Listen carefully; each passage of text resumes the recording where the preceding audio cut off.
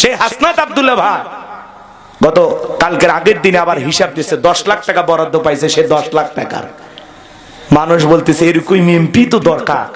10 লাখ টাকা পাইছে, হিসাব করে জাতির মানুষকে বলতেছে এই 10 লাখ টাকা কোথায় কোথায় কি কি ভাবে বরাদ্দ পাইছি আর কি কি ভাবে খরচ করতে হবে। জোরে কোন মারহাবা। হাসনাত আব্দুল্লাহ এমপি না, মনে হয় বাংলাদেশের একটা বুলেট অ্যাটম বম হয়ে খালি ফুটতেছে। কথা কোন ঠিক না? এই জন্য শাড়ি, এই যে ঈদে শাড়ি পাইছে না, কথা কয় না, মা বোনেরা শাড়ি পাইছে না, কিছু জায়গায় চেরা দুই একটা শাড়ি বের হয়েছে। যাই হোক, এরকম হতেই পারে। এটা এখন কার শাড়ি দেয়নি?